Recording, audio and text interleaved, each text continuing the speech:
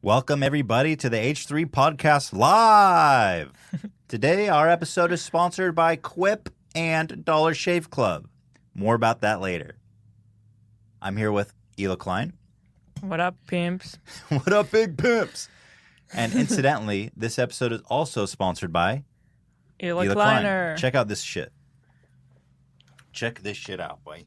Are you a Ela Kleiner for life? Let the world know. This is what the company would write about it. Are you a Ela Kleiner for life? Let the world know by heading on out to represent.com/H3H3. Let them know that you're creative and funky and wild and free-spirited like Ela Klein. I was just talking off the podcast here before we went live how I feel like I'm becoming like a meme. I'm becoming a victim to Poe's Law. Do you want to explain what Poe's Law is? So Poe's Law is this theory that when you're making fun of something and you get to the point where you're indistinguishable from what you're making fun of, then there's no difference. Then you're just that thing. And I think that's happening to us because at first it was like, what up, Jake Paulers? Let's make fun of that by calling it Ela Kleiners. But now we're all saying Ela Kleiner. It's not ironic at all. And now we're actually selling merch that says, what up, Ela Kleiners? Ela Kleiner for life. It's still ironic, but It's getting closer to not being ironic. Like, I'm a legit Ela Kleiner. And you can pick up the merch today at represent.com/H3H3. But you see what I'm saying? I see what you're saying. I like the law. You like the law? I like the name of it. And therefore, I'm in. and for all those reasons above, I'm in. I feel like that happens a lot on the internet where you become victim of your own meme. My first understanding of it was with Keemstar because of his intro. And we were actually wondering, what happened that made him do this intro every time. Sounds like he's having a stroke every night on camera. So the only explanation was it must have started as a joke, but then it actually became the thing. Right. And now we confirmed that with him. Now we are like that. It's like I used to say in the comments on YouTube, God bless. Mm-hmm. And I just thought that was such a funny way to sign off a comment. God bless. It's like, what? So then I started writing that in all my comments on YouTube, responding to people. And then I start seeing people being like, is Ethan religious? Yeah. So that's the point. It's like the parody is not that obvious. So I'm just a religious guy saying God bless. Yeah. I feel like I'm becoming the meme every day more and more. But you know what? You have to embrace the meme. And that's the point. I think that's what Poe's Law was all about. Embrace the meme, become the meme. What up, Ela Kleiners? Today, we have a jam-packed episode for you guys in honor of the Net Neutrality Day of Awareness that was, I think, yesterday. On Wednesday, we've put together a really great, I hope, comprehensive episode about net neutrality. What is it? What's at stake? Windows 10. I don't want to update. I'm about to go on a tangent on my Windows 10, but I'm controlling myself. Stay focused. Okay, stay focused. What is it? What's at stake? Who are the people who stand to gain from it? And, is there any arguments against net neutrality? I hope to answer all those questions as best as I can, as interesting as possible. But first, we have the news, speaking of which. We're trying to step up a little bit the format. My dream for this show is to turn it into a whole mishmash, multimedia nightmare. And by nightmare, I mean something pleasant. But for example, today we have a full segment of news stories, some real, some offbeat. And I want to try doing this every week if you guys enjoy it, where we go over some current events. And then we get into either the interview or the segment, the main segment, and take it from there. So if that sounds good or not, you don't really have a choice. This isn't that interactive, guys. I'm going to do it regardless. But first, a sip of my coffee. It's an experimental show right now. This is very experimental. This coffee is really strong. I feel like I'm drinking acid. Who made this coffee? I did. Oh, for flip's sake. All right, let's get started. Now, recently, on our most recent video about the new humongous footage revealed, I had encountered something I have never seen before on YouTube, and I think anyone who saw that video or visited the comments must have seen it as well. It was absolute fucking bananas. Let me pull this shit up. If you spent even 1 second's time in there, you would have seen this. I'm going to need some help making that more. Here, look at this. Yeah. This is 15 top comments are all spam bots. All of them. I've never seen anything like this. How do I move this? What is this shit? Okay, here you go. Can you show it, Dan? Can you see it all right, Dan? Cool. We have reached our goal of subscribers. Here's a special gift for you and a link. 1, 2, 3. And all the responses are spam bots, too. 1, 2, 3, 4, 5, 6, 7, 8, 9, 10, 11, 12, 13, 14, 15, 16. The 16 top fucking comments are all spam bots. Hurry up, your goodies are waiting. A gift for my subscribers. So what I was wondering is like, how is this even effective at this point? I have no idea. It's so insane. Do you think that they would learn a little subtlety at this point? This thing has been going on for at least a year, maybe 2 years. Yeah, right? it's always been there. But it's always like 1 or 2. But all of a sudden, these spammers just turned into trolls and they're like, this isn't effective. I'm just going to ruin the YouTube comments forever. But my favorite part about it is when we made a video about it, Ethan was trying to become one of these spam bots. Right. And he spammed a bunch of links on everyone's channels. Links to Jeff Dunham's website. Yeah. Not like weird short URLs. It was literally jeffdunham.com. And in response to that, YouTube actually banned us. They actually banned us, and we couldn't access our channel for a day. Dude, we got fucking banned. I love that this can happen for 2 years, but when you make a parody of it, we get banned. You get banned. They're like, sorry, we got to drop the axe on you, Ethan and Hila. These fucking guys, this top comment right now, 2 minutes ago, it has 1,500 upvotes. How is it possible for YouTube, of all the big companies in the world, owned by Google, AI, machine learning, top comment, 2 minutes, second one, 3 minutes. These are all posted very recently and have over thousands of points. It's so unnatural, and they're all named H3 Productions. How is it possible that you're not catching this shit? Look at this. The crazy part is that there must be like a couple people who actually believe it and think that it's us. That's definitely true. But they've stepped up their game. They have fake verified badges now. Yeah. Because that was YouTube's way of being like, hey, this is the legit channel. So look at these fucking guys with their fake. I think the real one's blue, so they found a green one. But still, it's and also the real one will be next to your name. So they did it like right. You know. But it's but at first look, for someone who doesn't know, it looks real. Absolutely. Look, but the stuff they write is so dumb. Surprises for you. Fans take away there. Take it. I have a small surprise. Go to it. But here, so we're always like, I haven't seen one person who buys into this stuff, but I did see one, and I had to save it. This guy says, please stop posting all these fucking comments on your own video. The guy goes, someone under him, he isn't. It's bots. I love that in this guy's mind somehow I'm just spamming 15 times. Yeah. I would have get banned if I did that. Anyway, if you guys stay tuned, I have a gift for all my subscribers. I have a small surprise for you guys. Check the links in the description for that. Check under your seat. What is this? Oh, yeah, this is a video I took. Have a journey. God, I don't know what's with desktop software, but it is so bad. Like the quality? Where are the pixels at? Yeah. Anyway, enjoy this journey. 1, 2, 3, 4, 5, 6, 7, 8, 9, 10, 11, 12, 13, 14, 15, 16, 17, 18. 18, I count. That is crazy. So hopefully, what I did is I banned, they all use the same link here. And it's like .to or some shit. So I banned .to. So I'm going to see if these guys are learning. I'm going to play a little game with them. What if they're watching right now and now they know? Let's go. The game is on. YouTube can't handle it, so now it's time to dance. I'm going to take these spammers on. .to. But something I've seen that they do is they'll say like, hey, have a gift for you.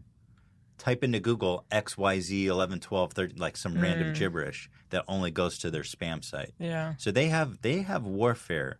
These spam botters are so advanced. It's crazy. Yeah. that I'm afraid for the cybersecurity of the world. I'm telling you, these guys are inside nuclear submarines right now. It's true. Like, if they got this shit, what else are they working on? They're brilliant. And then sometimes they'll even impersonate the channel. They'll throw in like an appreciate ya on our channel. That used to happen to us. Yeah. They're crazy, man. So that's our top story. Watch out for those spam bots, guys. I mean, clearly, I don't think I need to tell anyone here that that's not me.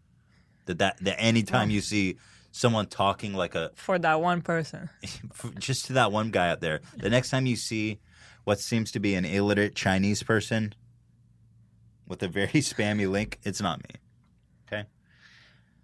Next up, do you want to take the lead on this one, Hila? What is it? Leafy nudes leaks. Why? Take the lead, Hila. Okay, this guy is a YouTuber. Everyone loves him on YouTube. Leafy is here. Big fan. So he got his phone hacked or whatever. Some fan. sort of hacking happened. It was Snapchat. Oh, Snapchat. Yeah. And so they got his nudes, and it's all over Twitter now. So close your eyes when you're on Twitter. Or not. Or not. Or open them up. But watch out. But watch out. So Leafy, his Snapchat got hacked. And for some reason, I mean, this seems a little bit silly to me, to keep nudes on a Snapchat when you know that you're like a high target for hacking. Mm-hmm. Unless he wants his dick out there, which is, God bless you. Maybe he faked the hacking and he just wanted to show people his dick. I won't go that far. It was a publicity stunt. Yeah, it was a publicity stunt for his dick. His channel's been on the ropes lately. Everybody knows that. What better way to bring it back? But, like, I was thinking, I've never heard of a YouTuber's nudes being leaked. Yeah, I don't know. Not once. And you never hear almost even of guys' nudes being leaked. It's always, like, females who are targeted. Yeah, can we talk about that? Yeah, let's talk about it. What's up with that? What's up with that? All right, we talked about it.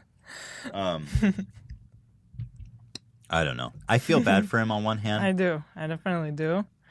I wouldn't, it's a horrible feeling. We have been there have been attempts to hack into our stuff, and it was really scary. Yeah, it's absolutely.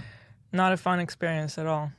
No, it's horrible. It's so, you feel so vulnerable. Yeah, And, well, there's nothing more vulnerable than your dick out on the internet. But again, it's like, dude, I mean, I feel like he has to take half the blame there. Mm-hmm. He had his dick pic saved on his Snapchat.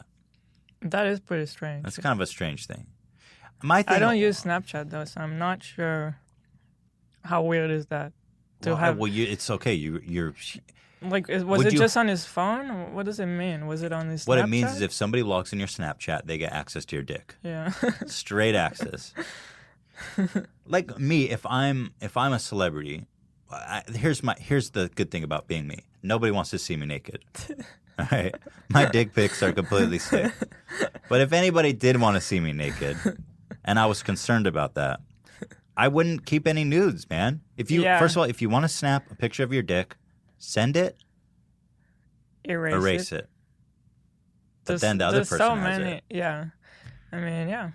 If you want to be dangerous, then then there's a chance that this would happen to you. Yeah. Interestingly, I haven't seen him comment about it, but just the fact that Leafy of all the what YouTubers, can he say? Hey guys, my dick's out there. But it's actually everywhere. Like anytime I'm on Twitter, I'm seeing Leafy's dick. I know. On that same day, like I was just looking at completely unrelated tweets, and it popped up. It popped up, literally. Well, Leafy. Next story. Cheers. I feel like there's something more to be said about that, but how much can you talk about Leafy's dick? I haven't talked about him in a while, so this is kind of a good way to come in, right? Oh, man. Yeah, that's embarrassing. I feel like the older I get, the smaller my dick gets. What? I get fatter and my dick gets smaller. It's so fucked up. You know what I mean? Like, yeah, no, You don't have to comment. I'm just talking like, proverbially. I was hoping that this would be like a segment of news. Is this not a current event?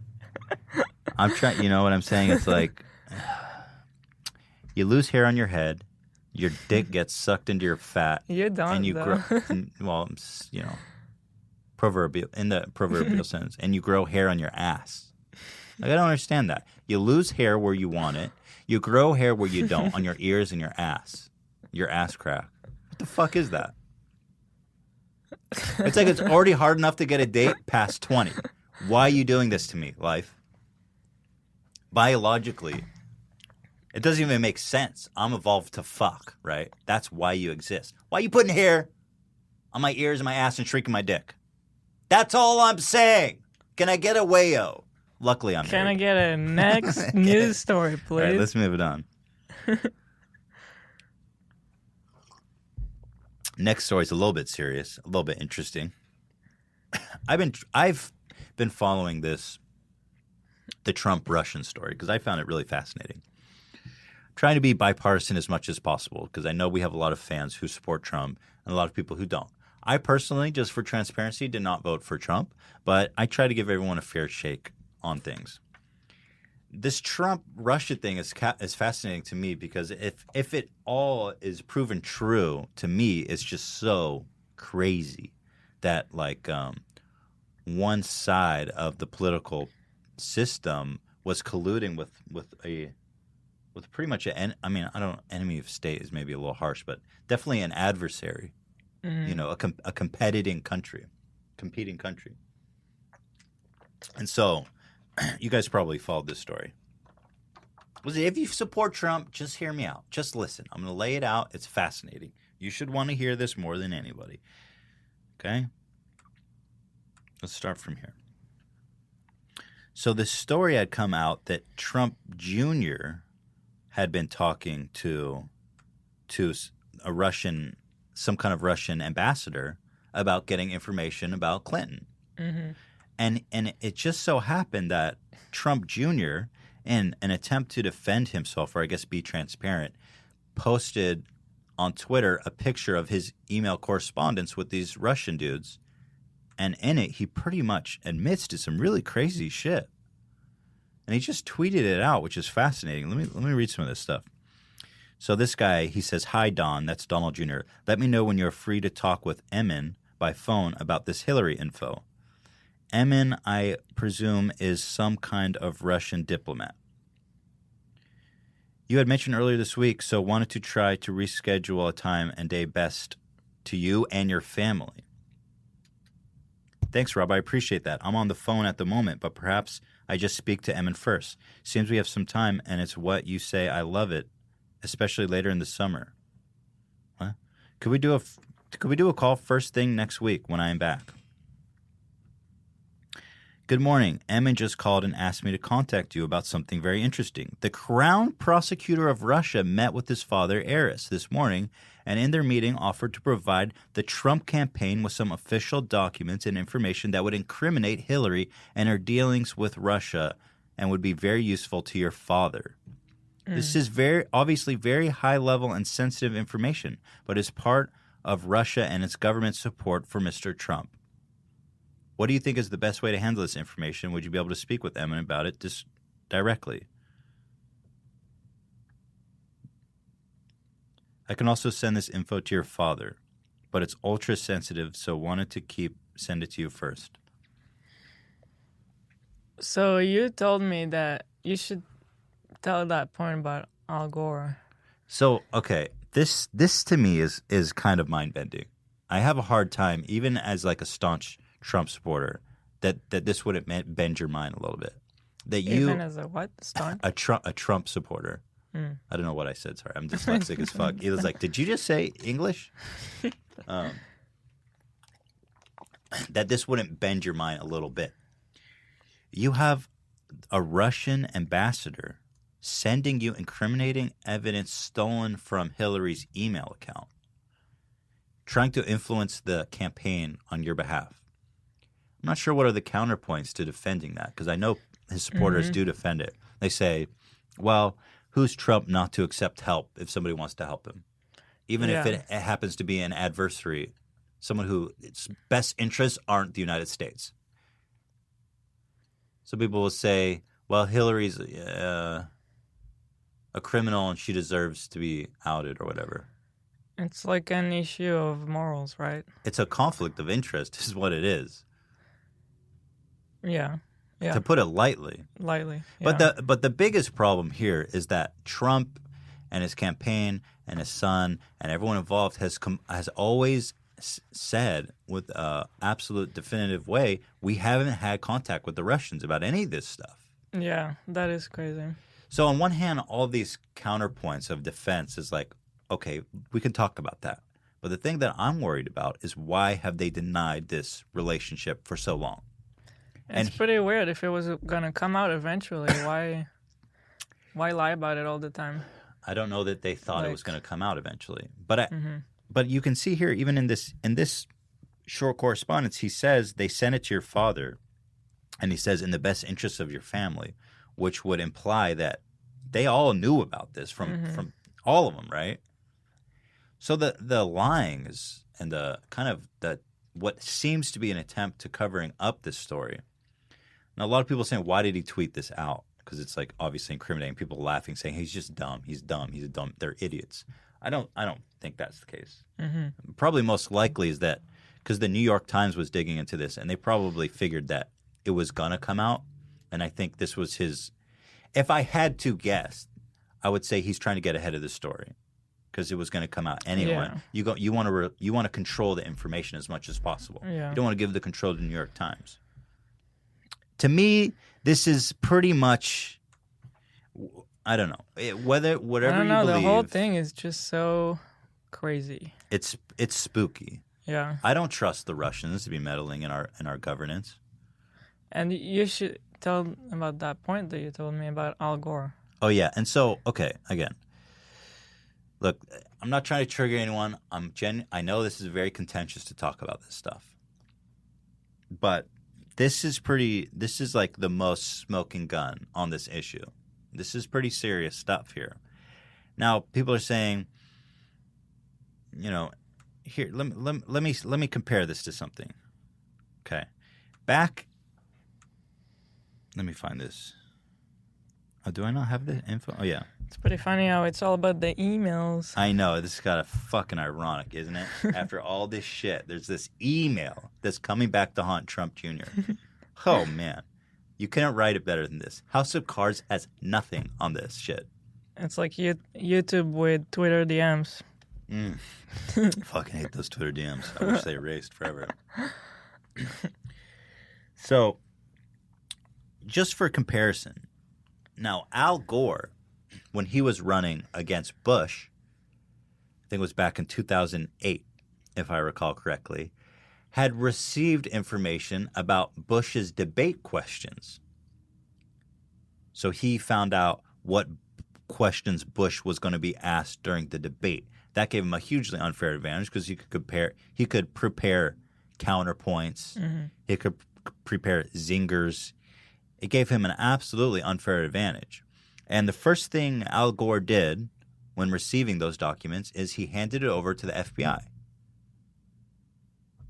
Because it's the right thing to do. He says, someone's trying to meddle in our democracy. There's an external force at play here who's trying to control the outcome of our democratic process. This belongs in the hands of the FBI, the CIA. Because I think when you have external forces trying to manipulate the outcome of American democracy, they need to be challenged, And the thing that's most disturbing to me about what's happening with Trump and his supporters is their seeming willingness to be okay with the fact that Russia aided his campaign, and he accepted the help, and they don't see any problem with that. Mm-hmm. The sway of public opinion and everything. I don't know about like voter fraud. I don't personally believe or haven't seen evidence that Russia was hacking voting booths or anything like that. There's, as far as I could tell, was clearly a war on the hearts and minds of the voters. But doesn't it? I don't know. It's strange. The fact that Russia had a preference on candidate. Because Clinton was notoriously very hard on Russia and Putin in general. She was a hard ass. And Trump seems pretty fucking soft.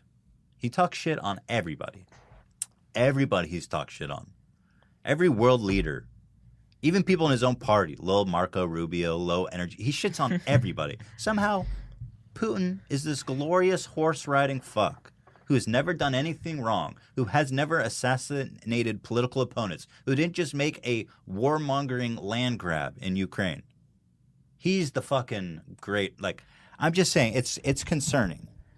I think that people should be concerned about this. That's my part. I don't know. People are saying next. What do you guys know? Well, this is not a political show, so I don't want to get too much into detail about things like that because I did just give. Well, anyway, whatever. That's my thought on. I find the whole thing fucking interesting. Let's move it on. Let's get light now. Next story is a great one that you guys are going to love.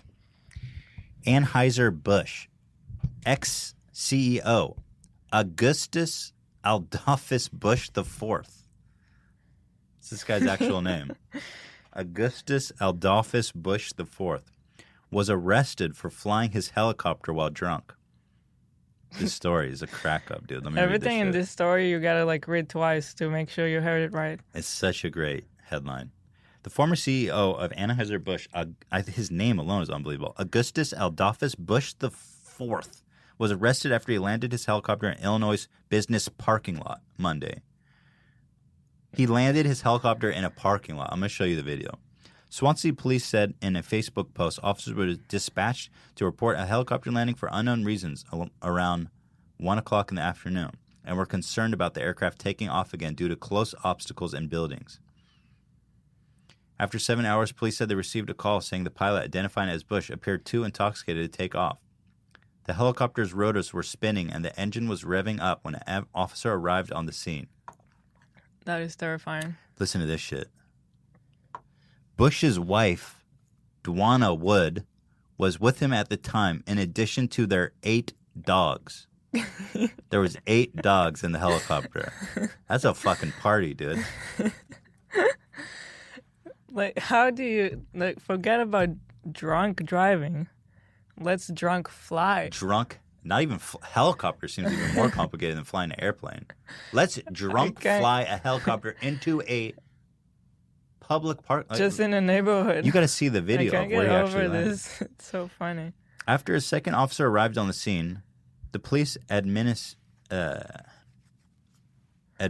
standardized field sobriety test. Bush appeared unable to keep a single train of thought, and his speech appeared mumbling and slurred, but he blew a 0.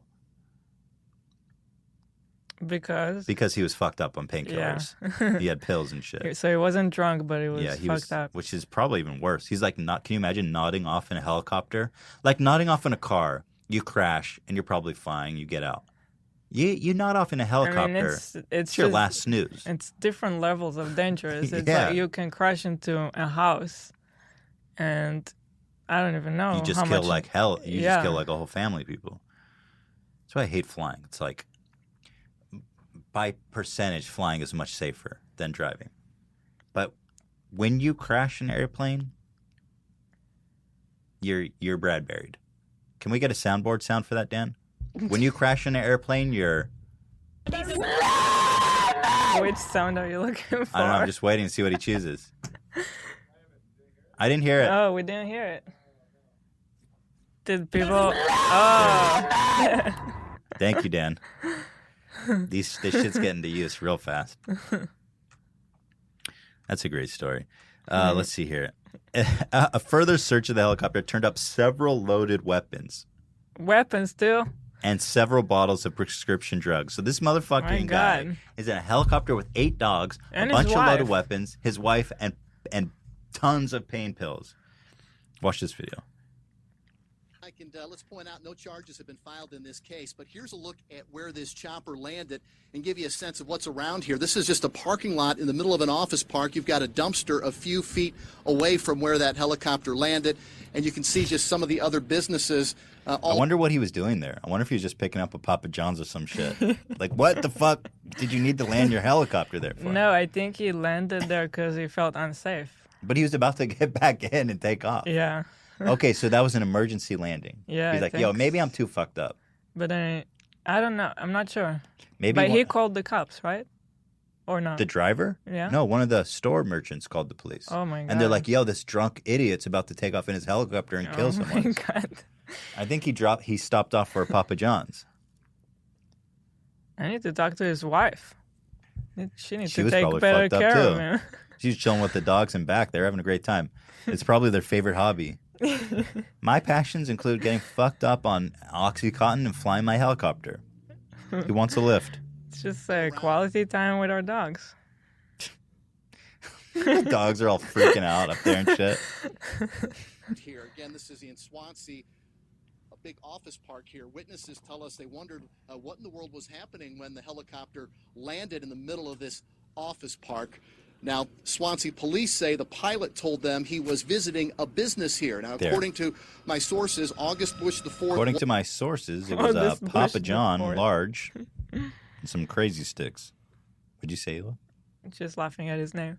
Let me hear him say it, because I don't know if I'm saying it right. Sources, August Bush IV was the pilot in that chopper when it landed. Now, police investigated because they had concerns about how safe it was to land in the area. Then rich people will be doing whatever the fuck they want. I'm going to park in this parking lot.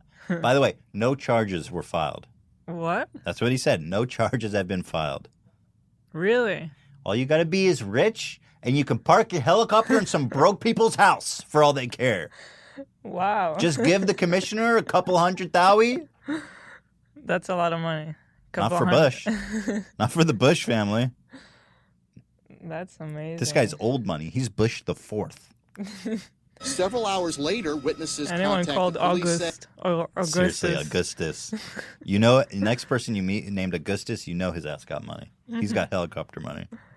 It appeared the pilot was intoxicated and trying to get back into the helicopter and fly it out of here. Sources say Bush IV was mumbling and had trouble walking. A court order was sought for a blood and urine sample. He was taken to a hospital where those samples were taken. Now, the Swansea police chief says because no charges are filed as of right now, he's not confirming the pilot was, in fact, August Bush IV. We're not confirming it was August Bush the Fourth, It could but have been one of the dogs. we don't know if it was one of the dogs driving. We can't confirm his identity. No charges have been brought. He appeared in the parking lot fucked up with a gun on him and pills on him. We can't confirm if he was him flying, though. And so we're going to let him off the hook. Get real. All right, next story. That's a pretty spicy one, though. I love his name so much. Augustus Alphus Bush IV. It's actually just August. It's got to be Augustus. Yeah. I'm going to rewrite this one. August is not fascinating for me. Man tries to murder friend over argument of Star Wars versus Star Trek. I love this. This is the kind of articles I live for. Police fight over Star Wars and Star Trek led to assault. Look at this fucking guy. Do you think this guy was on the side of Star Wars or Star Trek? Jerome White, 23, was arrested July 1st in Oklahoma City on a complaint of assault and battery. Serious business, y'all. Police say a fight over Star Trek and Star Wars led to an assault. Jerome Wyatt, 23, was arrested July 1st on a complaint of assault and battery. Oklahoma City Police Department reports show that Wyatt... I just had a thought, like, what if they were arguing about something else, and then the police came, and then they're, like, trolling the police, and it's like, oh, we were just arguing about Star Trek versus Star Wars. Oh, they were trying to cover it up. Like, how do you confirm what they were arguing about? Well, okay, so that's a really good point. My thought is these are probably not the brightest people. I don't know how adept at lying they are. you. Well, if you were arguing about drugs or something illegal, you would say we had an argument. Yeah, but let's say if you were trying to like stick it to someone or whatever the phrase is by saying like something really dumb, that's the kind of thing you would say. That's a fucking brilliant point. You kind of just ruined this whole story. Well, anyway, the story is Wyatt allegedly followed the man. He says here. This is from the police report. Oklahoma City Police Department reports that Wyatt and another man were in the living room of an apartment they shared when they began arguing if Star Wars or Star Trek was better. The victim told police he became frustrated and stated, "You're just a trick," before walking to his room. Wyatt allegedly followed the man and shoved him to the ground. The victim got back up and told police he stated, "You want to replay that?" and once again shoved to the ground. Police said Wyatt then wrapped his arm around the victim's neck and began choking him. The victim was near unconscious when he pulled out a pocket knife. Wyatt let go and reached for the knife, cutting himself, then left the room. So Dan pointed out, and I think it's a really good point. They don't say who supported Star Wars and who supported Star Trek. I think that's kind of fucking important to resolving this. And my hunch on this is that the guy who choked him had to be the Star Wars fan, because Jean-Luc Picard would never advocate this kind of behavior. That is true. You have to live by the code of Star Trek. So anyway, I think you killed that story for me, though, if I'm being honest. I think these guys are probably the greatest trolls. I think they're trolling the police. But if you're getting stabbed and choking each other out, are you in the state of mind to be like, trolled the police? I don't know. I think you're onto something. Makes sense in my mind. Yeah. The police come and they're like, "What was this argument about?" And then the guys Star are like, Wars versus Star Trek. Yeah. Yoda. You know? Yoda. Yup. All right. This is a short one, but it gave me a giggle for sure. White House misspells inaccurately in video accusing the CBO of inaccuracy. Look at this shit. Who the fuck is this guy? Okay, here's the screenshot. So they made this really dramatic kind of like... Where's the video? Do I have the source video or just the screenshot? I guess I don't. They made this really dramatic... I don't know what this is about. I don't know what the CBO is, okay? It's not about that. It was really dramatic kind of propaganda video about the CBO. And then he said, inaccurately estimates 25 million would be covered under Obamacare, but they misspelled inaccurately. It's a little bit of a meme. A little bit of a story. It was a bit of a scoop. It was a bit of a spoof. A bit of a spaff, as it were. Moving on. That one didn't hit too hard. That story didn't hit too hard. This is our first time. We're learning how this goes. So you guys may have seen this picture, which is become a meme on the internet of itself. This picture of Marco Rubio in NASA. Let me see here. Hello? Is anybody home? How about a little fucking internet? You know what times you're out? What is this shit? And this brings me to the point of this video about net neutrality, throttling our internet speed.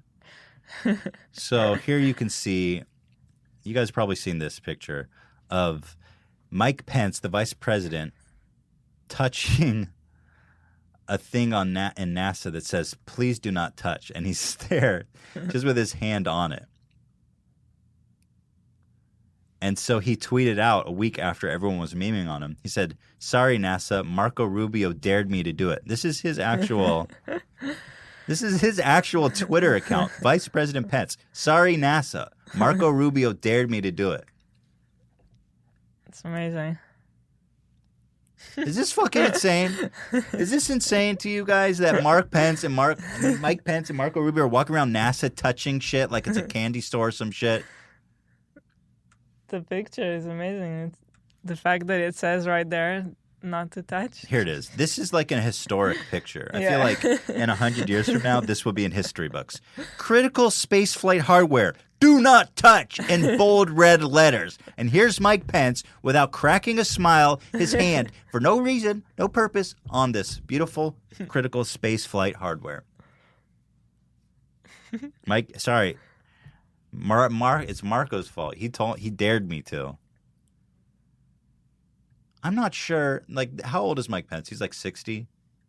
I'm not sure even at the age of 15 if I would be that immature. Look at his face. He's so sincere. Oh, man. So that's fucking good, right? Okay, moving it on. Oh, this is one Hila found this morning. This is from Israel? Oh. Is it? Look at this video. No. So, you guys should enjoy this. Woman destroys $200,000 worth of art in pursuit of taking a selfie. Oh my God. Excuse me. Oh, Jesus. I don't even need to read the article because the video speaks for itself. Watch this shit. It's so brilliant. This footage is incredible. Watch the top right. Yeah. In the top right, you can see this lady. She's about to kneel down in front of it. And there the dominoes go. So those were sculptures, I guess, rare, ancient, expensive sculptures. And they toppled over like a fucking row of dominoes. Yeah. $200,000. Yeah. And 3 of them were like permanently damaged or something. You stupid idiot. Why would you lean? First of all, That's what I heard. But also the gallery yeah, did a pretty shitty job here.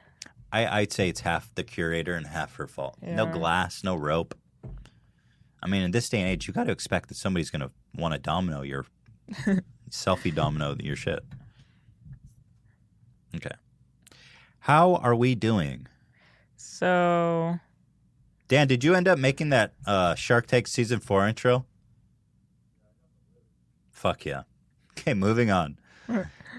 Moving on to our next topic. I've been binge watching Shark Tank. I'm obsessed with that show. we're both obsessed. I can't stop watching it. I don't know how many of you guys watch Shark Tank, but it's like you expect it to be really bad because it's a reality show, and you know, all reality shows are pretty shitty. It's like forced drama, but this show's real as a heart attack. If you guys don't know the premise, they have like all these super wealthy billionaire investors, and they have people with real ideas come on the show, and they spend their real money investing in these people, and it's fascinating, it's riveting. And Dan, can you play the soundbite? And for those reasons, I'm out. Oh, for fuck's sake. And for those reasons. And for those reasons, you're out. Oh. Also, what happened to the accurate? My sound is accurate. Play that. Do you have the accurate? My sound is accurate. It's like 15 minutes late. We were going to play that when they misspelled accurate. But now you guys know we have it. Do you have anything like you blew it? Can you? Okay. Anyway, Shark Tank's been fascinating me. And they always do this thing. Well, we were supposed to have the soundboard. They always do this thing where they go, when they turn people down, which is like 90% of the time, people come in and they have like no business plan. They have no reason being there. They've just been in business. They don't have any income. And they go, for those reasons, I'm out. And now I've been saying that about everything in my life. I'm like, Hila, does that sandwich come with lettuce? No. And for that reason, I'm out. And we're supposed to have the soundbite. But here's what I was thinking, because I'm so obsessed with Shark Tank. Can you put on that clip, by the way, Dan? I'm going to see it on Twitch. How do I watch it? Oh, it's on the TV? Oh, just watch I have to Twitch. watch it on my own stream? How can I react to it?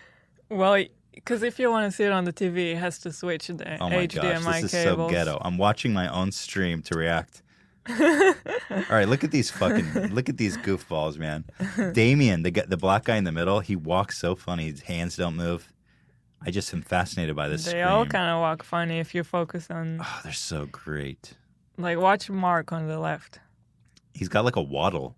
He walks like a turkey or some shit. But Damien, move your hands, swing your arms, dog. O'Leary's, Kevin O'Leary, Mr. Wonderful. This guy, he calls himself Mr. Wonderful, but he's such a character. I love him. He comes out with the most beautiful analogies to diss people. Yeah. I'll never forget. He goes, this one about like the leopard seals who jump in first to feed. This person came in without a business plan, and he goes,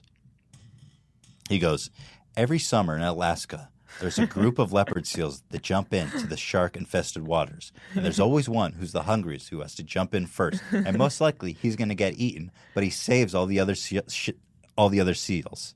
In this story, that's you. You came into us unprepared, and we ate you alive. Let this be a lesson to all the other sea lions. I'm like, damn, dog, this guy's like Shakespeare. And then also, when he's like not into someone, he says, and you're dead to me. And you're dead to me. Oh, you got to get that, Dan. We need that. Get you're dead to me. He goes, or when someone doesn't take one of his deals, you're dead to me. Get out. I feel like we all need to like watch an episode together. Just straight up watch it. But anyway, so this is what I was thinking. Because I love this show so much. Tell me what you guys think about this. What? Someone says he ran for office in Canada. Kevin O'Leary? Yeah. Oh my God. I'm not sure I would vote for him. Because he's like, how is he going to be as a public service? This is his famous it quote. would be terrible. It's all about the money. All I care about is money. I'm not sure I want that guy in public service. Yeah. They're like, someone will come and be like, I invented a new drug that cures AIDS. It cures AIDS. But what about the money? We don't operate at our profit. We are purely humanitarian. What about the money? You're I'm dead out. to me. You're dead to me. I'm out. No thing. I won't vote. I love the guy. Not for public office. Anyway, trying to step the show up, add some more texture, some more layers, some more segments. So here's what I'm thinking. I want to make my own version of the Shark Tank. I'm going to call it the Fish Bowl. Where all you guys out there with business plans or existing businesses or ideas can pitch your shit to us. We'll set up an email. You send us the details about your business plan, your revenue, all this shit, and we'll evaluate it, and we're going to pick like the top 10 to come on the show in a repeating segment called the Goldfish Bowl. Yep. And the winner gets $50,000 investment from us for, I don't know what equity. We'll decide on the equity. Well, it depends on the pitch. That's Yeah, the it whole depends thing. on the pitch. Oh, well, the thing is, I can't really afford more money than that. I don't have No. big companies. I'm not a billionaire. I can afford $50,000 investment. The thing I'm planning on making my money back from this genius, whoever it is. So I'm just maxing at 50 because I assume if I'm like I have $50, everyone's going to ask for 50. So the prize is 50. Mm-hmm. But here's the great thing, guys. You get all the power, all of the support of the H3 Nation.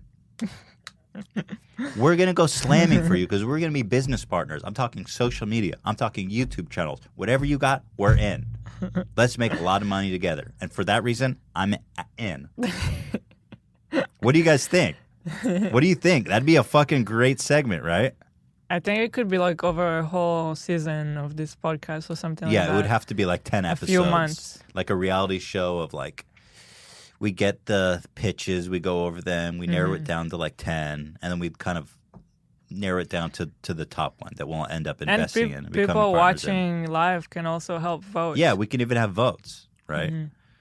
So we're not set up yet, but I want to throw the idea to you guys. It sounds fun. Start thinking about your pitches.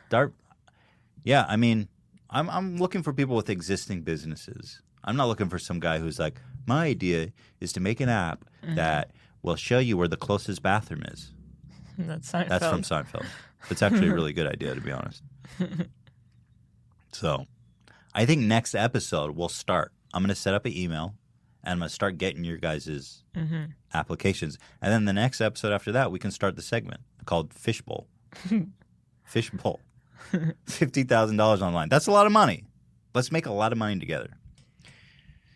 That's exciting. Okay, moving on. So here's another new segment we're working on called What's Trending on YouTube? And I mean, I don't know if you guys ever, when you're on YouTube, pop on over to the trending tab, but I've seen some of the most godless, unholy, I don't know why I'm going with the religious theme, deprived, obscene garbage ever. And it's always this interesting thing of like, why of all the things did YouTube trend this? Because when YouTube trends a video, it's very intentional. It's never accidental. Even though they won't admit it, it's gotta be intentional. It's not even debatable. It's 100% intentional. Yeah. And so I want to go every week and go on the YouTube trending tab and see what's there. And I've got one. Let's go there and see what's on trending today. I have one video from over the week I want to watch together because it was so fucking ridiculous. My God. But let's see. This week on What's Trending on YouTube. Then you have the link. I do, but let's see if there's anything interesting trending today. Selfie domino. We just talked about that. It's all about the boxing. But tell me there's not something weird. It's all talk shows. It's all promotional shit. The Daily Show. It's all about this fight. Music videos. I refuse to believe that this music video, French Montana's famous, but this video Show the computer then. Is he not? Oh. I think it's showing you. French Montana, a lie, has 300,000 views in 7 hours. There's thousands of channels that do that. Let's trend that. Why? Okay. Jimmy Kimmel, 18 hours, 300,000 views. You're telling me that there's not a little foul play there? I don't know. Kid Rock, new music video, 150,000 views in 19 hours. That's never been done before. But usually there's some really weird. The Vlog Brothers, 70,000 views. And the thing is, like, there's always the same channels. Like Matthias. It's the same people. Every time. Despite anything, amount of views, time. Matthias has been on there every fucking day. The Vlog Brothers are there every day. There's no way that he's legitimately trending with 70,000 views. Casey Neistat is there every week. Pretty much every single video Casey uploads goes to trending. Liza is there every time. All of a sudden, there's only 5 channels on YouTube. But where is that one video we want to talk about? Yeah. Very rarely where there's actually like a legitimate, like, worthy video here. Like, here's one. Jenna Marbles, she's on. She has 2.2 million views. I believe that. I believe that's trending. And that's probably something someone would want to watch. But here, let me show you one video that caught my eye over the past week that was on trending. And this is probably one of the most obscene examples of... Oh, fucking sec. 1 sec. I got to open this document. How are you feeling, Yula? Tell me about yourself. Wait, are you going to be... Tell me about yourself, Yula. I think the news segment is pretty cool.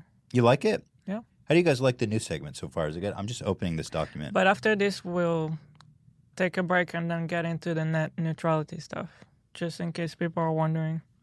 Oh, I gotta open this fucking folder. Hold on 1 sec. Oh, fuck. Shared with me.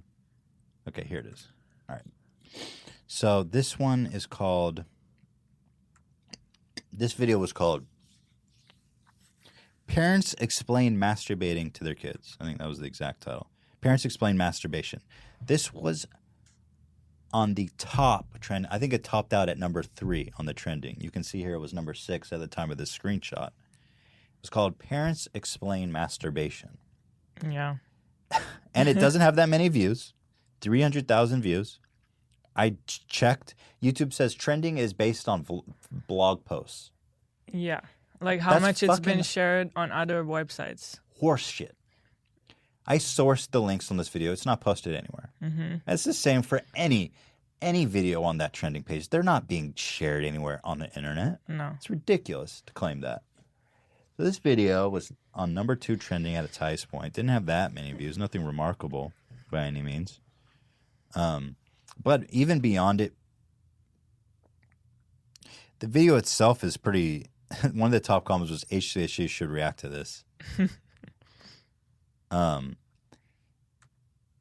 Even beyond the fact that this video is really kind of disturbing and not that great, is the fact that YouTube made the conscious decision to trend this and keep it up, despite everyone on YouTube losing their fucking mind. Like, let me look at the comments here. They also say that trending is for the purpose of discovery. They think that videos on trending are a good show. Oh, it got age restricted. Well, it's a little fucking late for that. God. Okay. They finally age restricted it. It was up there for like 5 days. Everyone reported it. So they finally age restricted it. Like, that's pretty funny though, because there's kids in the video. YouTube doesn't make any sense. It's a little bit of a conflict there. This video featuring 5-year-olds is not. You have to be at least 18 to watch it. Even though it's about educating 5-year-olds. Wow, that is pretty. I can see the moral conflict they had. I think that they didn't necessarily need to age restrict it, but the fact that they consciously put this on trending and kept it there is what disturbed me.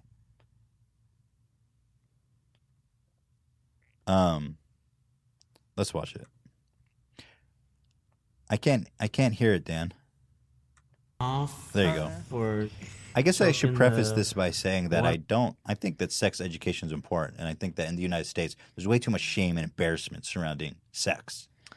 Yeah, I agree with that, but those kids are pretty young. I don't know. Like they're showing them like sex toys, and I mean, you should watch it. I don't know.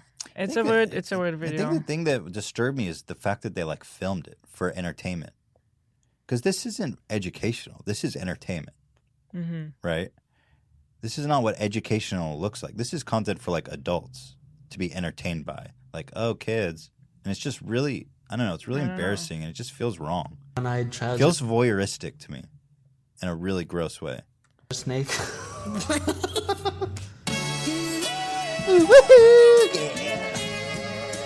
Today, we are going to be talking about masturbation. Masturbation? Like, this is a private conversation you have with your kids.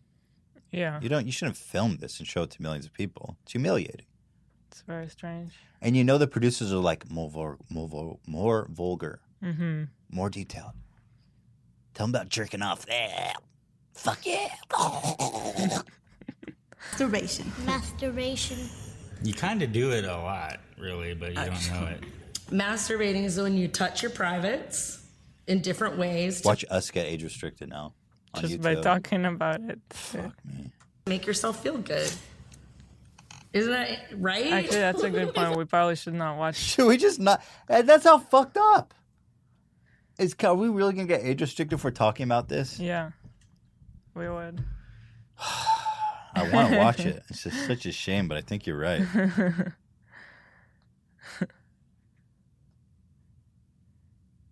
It's not. I'm so conflicted. It's not worth I'm getting so age conflicted. restricted on the whole episode. I'm so conflicted about this right now. Yeah. All right. I think you're right. It's such a shame. It's so stupid. All right. Fuck it. Let's move on. That's so retarded. YouTube. Everyone is like, it's too late. It's not too late. It's not too late. We didn't show anything. We didn't even show anything yet. They start handing like dildos to 5-year-old girls, like big ass black cocks. Yeah. Turns into like an episode of Blacked. What is that? It's like a porn site where like little white girls fuck like black dudes. I'm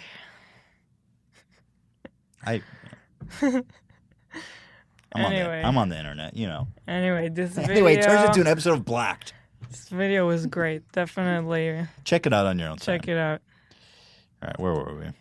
So that's pretty much wraps it up for our segments and news clips. I hope you guys enjoyed that. Let me know what you think, because if my plan is to continue this at the beginning of every episode. And say we had a guest, they would walk in at this point, and then we'd do that guest segment. But this week our main segment is about net neutrality, and we will get started on that. But first, before that,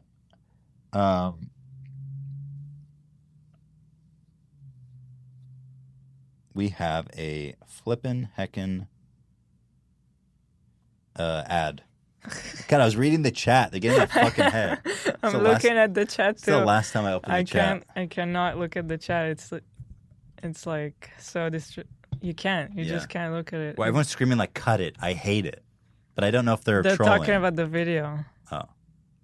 They were saying that before about the video. cut the whole thing. So that we don't get age restricted. Cut that part.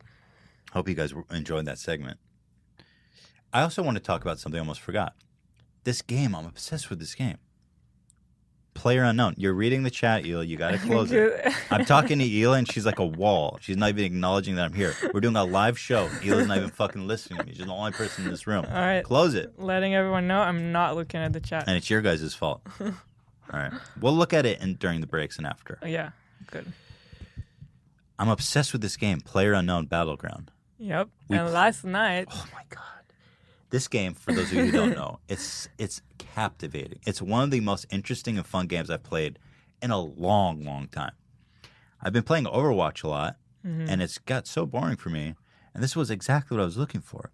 It's like you come in on an airplane with 100 people, you parachute into this big open space world, and it's a battle royale to see who's the last one standing. And you loot all these houses. It's super intense. It's really hard, actually, because you got to be like, It's really hard. I need this gun with this piece that goes with that gun, and then you need those bullets. Takes a little bit of a Rain Man. I'm not playing, by the way. I'm just watching him Hila play. watches. She's my military advisor. But last night, we made it to number 2. Number 2 of 100.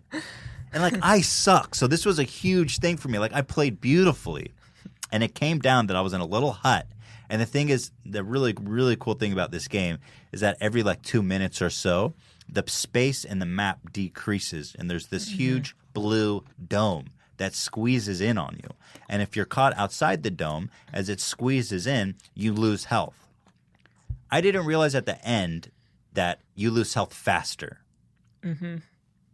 So it's down. I'm in a little hut, and the blue dome is closed to almost like a pea size on the size of the map. It's just me and this other fucking guy, and I shotgunned, bitch. So I was blasting people in the face with my shotty boy. It was insane. Hila was like fully turned on. Come on. And so I'm in this room in a little hut, and the other dude's outside. And the mini map is getting, and the sphere is getting so small that I'm right on the cusp. I thought I was inside, and I didn't realize I was going to die so fast. But the blue orb closes in, and I just fucking died in this room. Yeah. And that's like, this is not how this game is supposed to end. It's high octane. It's high intensity. I just dropped dead in a room, and the other guy won. I got second place. It was so disappointing. I think I would have won if I went out there guns blazing. But it was cool. Number It was 2. really fun. Yeah. I recommend that game a lot. If you guys ever want to catch us playing, head on over to Twitch, Where you are now. where you are now, but on YouTube, you're not there. Twitch.tv/HStranger Productions, where you can watch the podcast live every Friday, and you can catch us playing that game and doing other stuff. Okay. So before we go on a break, I want to thank our sponsors. They're the ones who make this possible. I love our sponsors, man. This whole thing, this whole studio, this whole office, Dan out there with his switchboard. Can I get a sound, Dan? I'm Ethan Bradbury. That wouldn't be possible without the gracious support of our sponsors. So I'd like to say thank you to, first of all, Quip. Quip is actually an amazing product. Yeah. They make an electric toothbrush that's super affordable, and it works amazing. And we've been actually using it since they sent us that one. I've been using it every day for the past month, and it's great. It was named Time Magazine's best invention of 2016.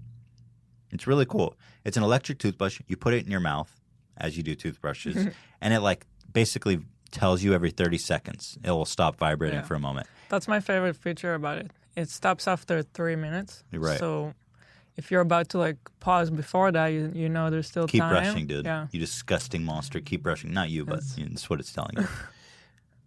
It's an amazing thing, and it's like $25 or something. I actually don't know the exact price, but Let me look. it's very affordable. It says here, starts at $25. Okay. And it lasts. It really lasts. I'm going to read their copy. Here's something to chew on. I love reading copy because here's something to chew on. Many recent studies suggest that having good oral health impacts your overall health. Yet most of us don't brush our teeth properly. I feel like there's a better argument. You have disgusting breath. Your breath is disgusting, and no one wants to stand next to you and smell you. You're never going to get a date, and no one wants to kiss you. Yeah, okay, it makes you healthy. People don't even want to fucking look at your disgusting mouth. That's why you need Quip. Introducing Quip, the new company that's refreshing the way people brush their teeth. Quip is an electric toothbrush that packs premium vibration and timer features into an ultra-slim design that's half the cost of bulkier brushes. This is my favorite line. It's basically like Apple designed a toothbrush, but without the big price tag. You have to see it and brush with your... I don't know about that. Apple. I mean, I get what they're saying. It's sleek. It's modern. It looks cool. I prefer if they said it looks like Will.i.am designed it. That would strike home with me a little bit more. Will.i.am's new invention. But then it would not be functional. It wouldn't work at all. Just blow up in your mouth. You can subscribe to receive new brush heads on a dentist recommended 3-month plan for just $5, including free shipping. Right now, my friends, you can head on over to quip.com/H3 to get your first refill pack free with a Quip electric toothbrush. That's a free By the refill way, pack. Their link is not working. Did we crash their website again? I don't know. Quip.com/H3. Did we seriously crash their website? I think we crashed them last time too. That is strange because we didn't even... It's Get Quip. Did you write in the right URL? Yeah, I did. Getquip.com/H3. I personally, on a personal level, I truly recommend this product. I've been using it. It's so hard to find like soft bristles. I hate these hard bristles that you get at the grocery store, and I've always been on a search to find a soft one. And they have like a really wonderful rubber, kind of really soft texture, and I love it. I've seriously been using it every day. So support the show. If you're in the market for a new brush, give Quip a shot. I think you'll like it a lot when their website's back up. When it probably would be back up soon. What So the hell? I'm trying to do a spot for you guys. All right, next up, Quip. Thank you, Quip, for sponsoring our show. Next up, we have Dollar Shave Club. You guys know Dollar Shave Club. They're one of our oldest and best sponsors. They've been supporting us through thick and thin, and I just have so much love and appreciation for these guys and the great product they make. Dollar Shave Club is the smarter choice. Get a great shave at a great price, conveniently delivered right to your door. It's an awesome life hack. They wrote life hack. It's not a life hack. It's just a razor that delivered. It's a dope product. it's a life. A life hack, mate. What would a life hack be? Take this pill and never get cancer. That's a life hack. Do we have the Dollar Shave Club shit here? Yeah. All right. It's a life hack and a no-brainer. You no longer have to schlep to the store to buy cheap disposable razors that give you a cheap shave, or spend a fortune on razors with gimmicky shaving tech that you didn't need. So, here's the deal. For a limited time, new members get their first month of the exclusive razor in a tube. For some reason, tube cracks me up. You get a tube of Dr. Carver's shave butter for only $5 with free shipping. That includes your tube of butter, shave butter, that is. That helps you shave. Not safe for human consumption, I assume. Don't put that on toast. I don't think anyone thought. Okay, just being clear. So you get a dang freaking tube of butter, shave butter, 4 cartridges, and this beefy, meaty, very excellent shaver. Now, I use this anytime I clean up my neck and my cheeks and stuff. I've been using it too, actually. It's the only razor that doesn't give me razor burn. It's a really high-quality stuff. I recommend them a lot, and it's super convenient. Razors are so fucking expensive. You ever go to the store? They have like a 8-pack for like $50. My dad pointed it out last time. They put it behind glass. Yeah, I and they couldn't lock believe it. that. They do that. They freaking put it like high-end alcohol behind glass and lock it. So, guys, head on over to dollarshaveclub.com/H3 and get your free exclusive razor for only $5 with free shipping. Includes 4 cartridges, a beefy, meaty razor, and a tube of butter. I recommend this product very much, and I appreciate them very much. So if you want to support the show and you're in the market for a razor, consider heading on over to dollarshaveclub.com/H3. And finally, if you don't want any of those products, but you want to support the show, or you want those products and to support the show, which is an option I don't want to exclude, then you can head on over to represent.com/H3 to pick up your official Ela Kleiner merch. Did we do this in the beginning? We did this, We right? did. Okay. You guys don't need more of that shit. How are we doing, by the way, on that shirt? I wonder how much we sold already. So It's interesting on Represent, you can see how many people bought. 27? Ouch. The recliners. Where are the recliners at? All right. all right. I'm going to cool. take a quick break to Yeah. run to the bathroom, guys. Hold on one sec. Did I close Twitch? Oh, yeah, I closed it in defiance of y'all. So we're going to just run to the bathroom really quick, and I'll be back in a short minute to begin our discussion about net neutrality. If you go away, I just have a bad feeling. I just have a bad feeling about it. So please don't leave. Welcome back, everybody, to the H3 Podcast Live. So here we are to our main story about net neutrality, which has been a hotly debated subject recently. And on Wednesday was Net Neutrality's Day of Awareness.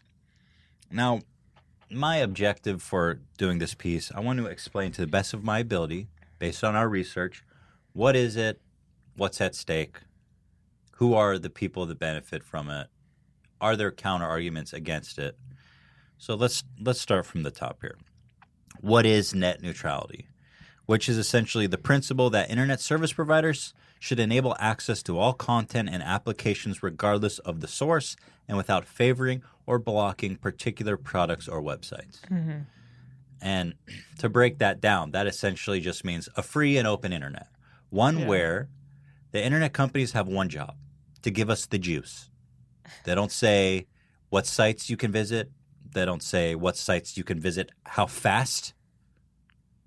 They just give you the juice, and we do what we want. It's free and it's open. Mm-hmm. Here's what people have said the internet would look like without net neutrality. This is kind of like a dystopian future of what it may look like. It's a lot like cable television, where Right. you have to pay for HBO, or you have to That's pay right. for. And the internet, that's exactly right. These big companies, Comcast, Verizon, AT&T, T-Mobile, they are trying to own the internet. They want to own and control the internet. And this is what it's going to look like. Eventually, it's like you have to include Google, Yahoo, Flickr. This is old, but YouTube, Google, Yahoo, whatever. You have to pay $5 extra for this access to the search engines. Or you have to pay $5 extra so that they are quick enough that you can use. Yeah. And then here's another one, Hollywood or whatever, entertainment, YouTube, Hulu, Netflix, ESPN, etc. $10 extra. Like, Skype, PayPal, Amazon. Right now, this shit is illegal under FCC's rules. But without the principle of net neutrality, which is what everyone's fighting for, this is something that's very real and very possible, and some things that are already happening today, which is something I want to get at here. So from the beginning, the FCC regulated the internet with their general rules known as net neutrality principle, and they started getting challenged from companies like Verizon. I'm talking back in the 90s when the internet was first created. The FCC, which is what does that stand for? FCC? Federal Communications Commission. Mm-hmm. They control all the utilities and shit, and they regulate it, and they say what you can't do. And essentially, it's there to protect consumers, Americans who consume these products. So in the very beginning of the internet, when it started becoming widely used, they had this rule called neutrality principles, which the thing was that it was a free and open internet that shouldn't be grabbed and controlled by big companies like Verizon. And incidentally, they started getting challenged by companies like Verizon. In 2014, a court ruled that FCC had no authority to up until 2014. FCC had some control over this. Mm-hmm. In 2014, Verizon sued the FCC, and a court ruled that they had no authority to enforce network neutrality rules because the internet was not considered a Title II utility like telephones, buses, taxis, etc., which is like a service that exists for the public good. Yeah. And so there's a lot more restrictions and regulations on what big companies can do with that service. So what is a Title II? So this whole debate about net neutrality is essentially trying to get the internet classified as a Title II utility. Right now, or previously, it was a Title I utility, which I think is, like you said, cable. Mm-hmm. It's not a public utility, really. It's just entertainment. But the internet is clearly much more than that. Yeah. At this point, it's like just like It's life. Yeah. It's like the blood of our economy, of our society. It's more of a public utility than anything that's ever existed. If you compare it to telephone lines or sewage or anything, it's as much as that as anything that's ever existed and way more. It feels like pointless to even try to explain why. Like when I hate when someone asks you to explain the meaning of a piece of art. Right. Like when Just you know. you know. The internet is like, it's everything at this point, and it seems stupid to even have to try to explain. I agree. It's the lifeblood of our society and the world as we know it. It's even beyond it. So let me define for you guys what a Title II is, and that's what this battle is about, okay? So it shall be unlawful for any common carrier to make unjust or unreasonable discrimination in charges, practices, classification, regulations, facilities, or services for or in connection with like communication services directly or indirectly by any means or device, or to make or give any undue or unreasonable preference or advantage to any particular person, class of persons, or locality, or to subject any particular person, class of persons, or locality to any due or unreasonable prejudice or disadvantage. That's what being a Title II is.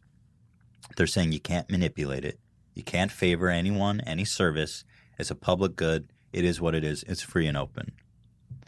And another part of being a Title II. That's Part A. Part B is changes or services, whenever transferred to in this act, include charges for or services in connection with the use of common carrier lines of communications, whether derived from wire or radio facilities in chain broadcasting or incidental to radio communications of any kind.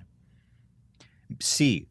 Any carrier who knowingly violates the provisions of this section shall forfeit to the United States the sum of $6,000 for each such offense and $300 for each and every day of the continuance of such offense.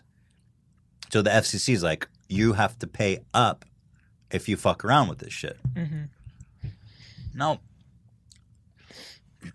there's a debate of people who say the internet shouldn't be regulated because they believe that the free market should be the controlling factor and that companies shouldn't be regulated and they should be free to do what they want. That's a separate argument. I'm arguing, but even before that, the internet is a Title II utility. Mm-hmm. If you're going to say that the internet shouldn't be regulated and Verizon and Comcast should be able to do whatever they want, then let's hand the sewage and the taxis and the buses and the telephone lines, because they don't even come close, in my opinion, that the internet does in terms of public good. That argument comes after the fact that it is a public utility. Mm-hmm. I don't see any reasonable way to debate that it's not. I really don't. It's the fucking internet, bro. Mm-hmm. It's like, yes, it offers entertainment such as cable, but it does so much more than that. It's the lifeblood of our society. So that's kind of what a Title II is, and that's what this whole thing is about, trying to get the internet under a Title II utility. Now, incidentally, in 2015, under President Obama and his head of the SEC, net neutrality was actually granted to the internet. It was a huge victory for, I remember when it happened on Reddit, that they actually finally, after all debate and everything, they gave Title II classification and deemed it protected as a utility. They received 3.7 million comments and requests to change the classification. I remember when that happened. It was a huge victory, and everyone was excited. Now, the FCC's new order established a standard that required internet providers to take no action that unreasonably interfered or disadvantaged consumers or the companies whose sites and apps they're trying to access. This was deemed in 2015 when it became a Title II. At most, internet providers may slow down services only for the purpose of reasonable network management. That was the only reason they could throttle internet services, not a business purpose. So now, this year, Trump's appointee, Chairman Pei, wants to ditch the Title II and return to the FCC's light touch Title I approach. Mm-hmm. And so Title I is like what we're talking about. It's just a business. Yeah. The thing is, so the translation there is that current chair of the FCC wants to give the control of the internet back to the companies. Mm-hmm. And the thing is, like, people say, well, you know, if you go back before, it was fine. And I think the counter argument to that is that before 2004, when Verizon sued the FCC and the court said, well, you can't actually regulate this because it's Title I, which is a fair ruling considering that it's true, the FCC had more control over the internet. But there was this legal precedent that took control away from them. And so the need for it to stay a Title II became greater. So now they want to go back to how it was, except with this legal precedent, the companies can run amok. It essentially gives them free reign to do whatever they want with the internet. The thing that blows my mind about this... I just don't understand, like, why. What is it? This chairman, what is his reasoning to give them that control? Dan, what were you saying previously? Can you come in here? Does that mic work? That mic could work. We would have to just plug it in. So this chairman... Dan, what were you saying about this guy?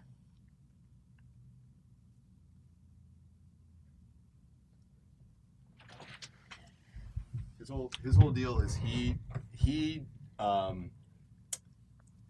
was like the dissenting voice in the previous administration. So like when Obama was doing the whole thing and he was trying to reclassify it as Title II. Yeah.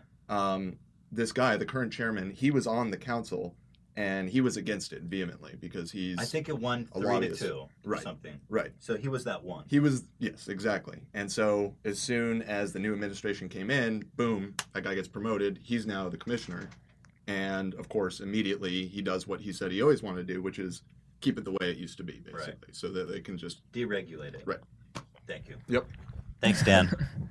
This is brought to you by your Dan official update.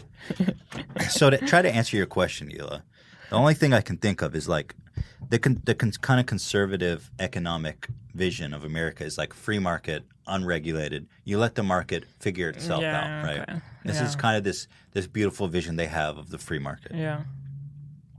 And I think in some cases that works, but in the case of companies like Verizon, Comcast, AT&T, I don't trust these fucking people. And I'm going to get into that a lot later, you know. So they already have so much control. Like they've already made it to the top. Like what else is there to give them? Exactly. What are we enabling them to do? What else Make do they more need? money? Yeah. They're already at the top. That's a good point. And we've already given them our trust, and they fucked over the whole country, which is an anecdote, a story that I want to share later. A reason why we shouldn't trust these companies. So the thing that blows my mind about this is the FCC is there. It's a regulatory board. It's there to protect consumers. Rolling back the changes to net neutrality would probably benefit 20 people to 1,000 people. I'm talking about the CEOs of these telecom companies and the shareholders. Literally everybody else in the country, 300 million people, stand to get fucked. Everybody else in the world, like... Yeah, this stuff trickled down to the rest of the world, these kind of policies. I just don't understand. I mean, it's like the impact of this will be so negative to so many 99.99999% of the people. It just seems weird that we even have to have this conversation. It's insane. Well, there's this great quote that I read in context of this. The price of freedom is eternal vigilance. It's like you never get to give up.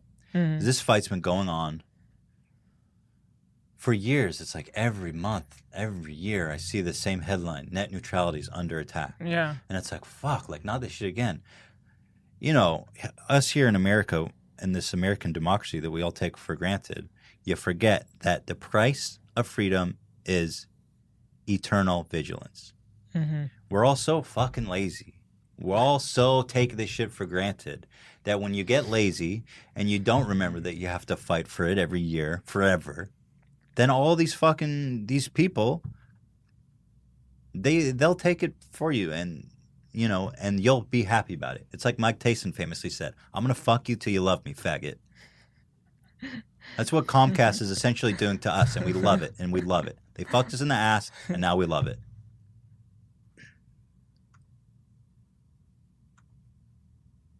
So I wonder what would happen to people like us who basically our whole living and livelihood is related to the internet, right? well, in the really like dystopian nightmare vision, and something that's completely possible, they can go so far as throttling or disabling service or access to a site, to a channel, to a competitor. And the thing is, you don't even have multiple carrier options. If you're in certain parts of the country, you only have access to AT&T, or you only have access to Comcast. So if Comcast says, all of a sudden, I don't like H3H3 Productions, I don't want our users to be able to visit them, and you don't even have an option, you don't have an alternative, then you don't get to watch H3H3 Productions. And there's no regulation, right? It's totally in their power. Now, I want to say to the people who do say the counter argument that net neutrality should be eliminated because it's just another government regulation that unnecessarily hinders business and free market. I want to give you guys a glimpse into the future without net neutrality by giving you an example of violations that have already happened.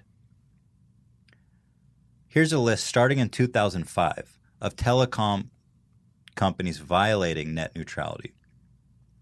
And this is during a time when it wasn't acceptable and the FCC was able to sue them and challenge them. Imagine how crazy it's going to get when they have full reign. So let me start here. 2005, Madison River, North Carolina ISP Madison River Communications blocked the voice over internet protocol service Vonage. Vonage is like Skype for your telephone. Okay. When my parents lived in Mexico, they got a local California number from Vonage, so you could call them without incurring international fees. Yeah. Vonage filed a complaint with the FCC after receiving a slew of customer complaints. The FCC stepped in to sanction Madison River and prevent further blockage, but it lacks the authority to stop this kind of abuse today. So this ISP was like, this Vonage is stealing business from us. So without saying anything to anyone, we're just going to block access. So all of a sudden, anyone with them can't fucking call. They can't use this service. It just doesn't work. Doesn't work. Boom. I mean, this is some like North Korea shit. Yeah. In my opinion, this is not American. Comcast in 2005.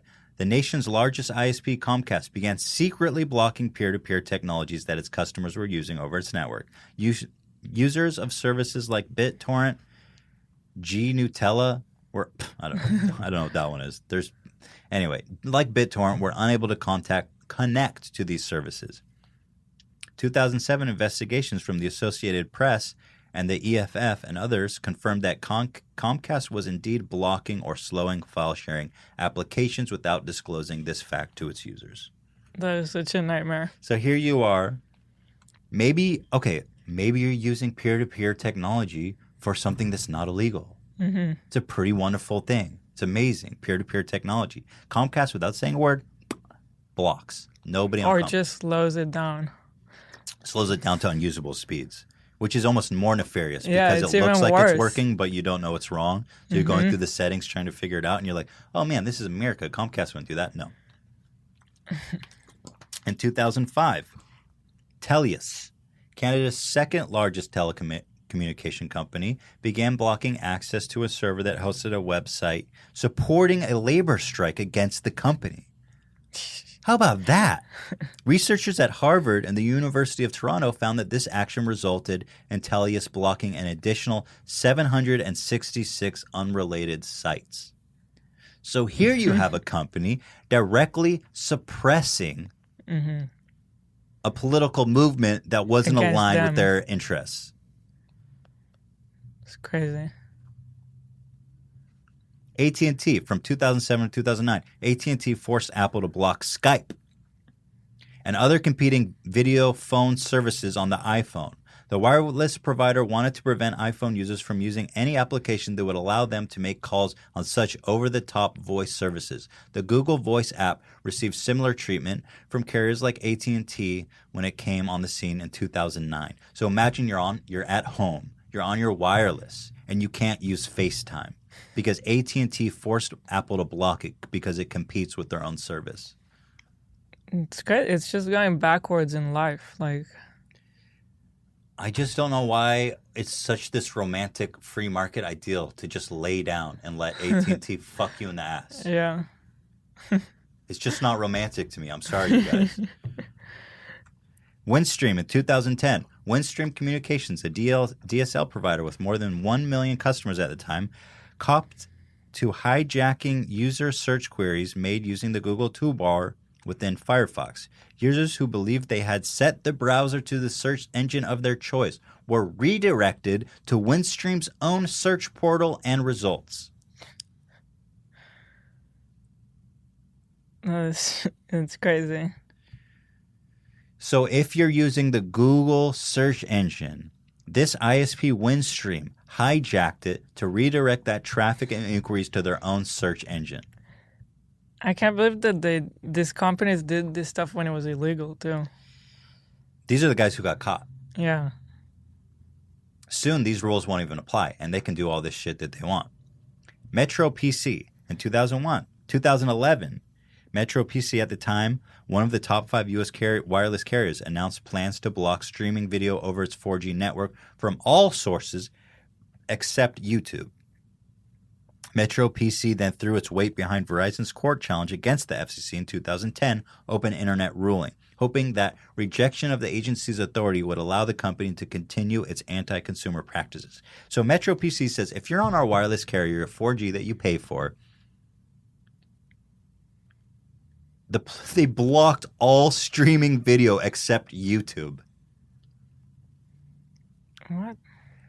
I mean, YouTube how much? So essentially, they're shaking down YouTube. They're blackmailing YouTube, or YouTube's compliant in this, where they're like, "Hey, I'll pay you $20 million, and you block everyone else." Here's a huge money making scheme for companies that are already making money hand over fist.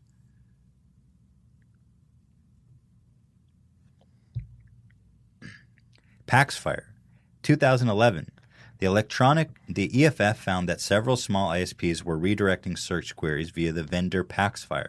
The ISPs identified in the initial Electronic Frontier Foundation report included Caviar, Cognite, Frontier, Fuse, DirectPC, RCN, and Wide Open West. Paxfire would intercept a person's search request at Bing and Yahoo and redirect it to another page. By skipping over the search service's results, the participating ISP would collect referral fees for delivering users to select websites. AT&T and Sprint and Verizon from 2011 to 2013. AT&T, Sprint, Verizon blocked Google Wallet, a mobile payment system that competed with a similar service called, get this, ISIS. I'm not shitting you. The competing service was called ISIS, which all 3 companies had a stake in developing. Well, you heard it here. AT&T, Sprint, Verizon started ISIS. Somehow I'm not surprised. In Europe, 2012, reports from the body of the European Regulatory for Electric, that's a mouthful, of communications, found the violation of net neutrality affected at least 1 in 5 users in Europe. The report found that blocked or slowed connections to services like video apps, peer-to-peer technologies, gaming applications, emails were commonplace. Verizon in 2012, the FCC caught Verizon Wireless blocking people from using tethering applications on their phones. Verizon had asked Google to remove 11 free tethering applications from the Android marketplace. These applications allowed users to circumvent Verizon's $20 tethering fee and turn their smartphones into Wi-Fi hotspots, using their own Wi-Fi signal, by the way. It seems like. By blocking those applications, Verizon violated a net neutrality pledge it made to the FCC as a condition of the 2008 Airwaves auction. AT&T in 2012. AT&T announced that it would disable the FaceTime video calling app on its customers' iPhone unless they subscribe to a more expensive text-to-voice plan. AT&T had one goal in mind, separating customers from more of their money by blocking alternatives. AT&T disabled FaceTime on all their customers' phones. Verizon, during an oral argument in 2013, Verizon vs. FCC, a judge asked whether the phone giant would favor some preferred services, content, or sites over others if the court overruled the agency's existing open internet rules.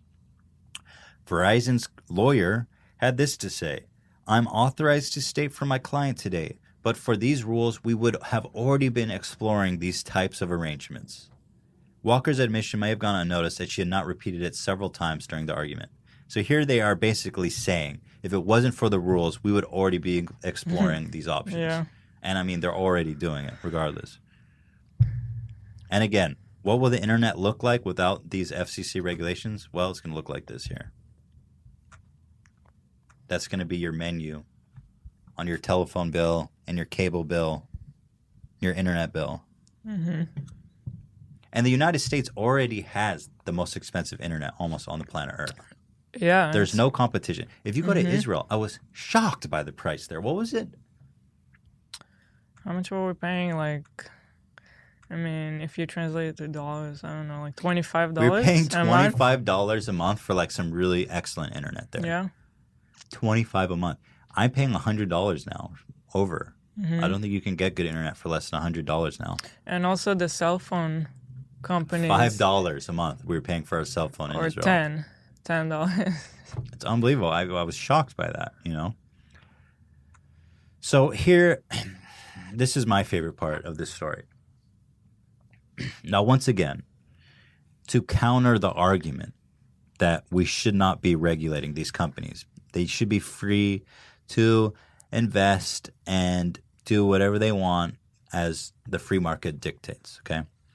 Here's a little story about these telecom companies and what I think is one of the greatest scandals in American history. These are the guys that we want to trust to deregulate, okay? Let me read you this shit. It's absolutely shocking. It's horrifying. So, the broadband companies stole $200 billion from the American government. Back in the 90s, back in the 90s, during the Clinton era, they had this great vision that the United States would be the first broadband, high access, high internet companies.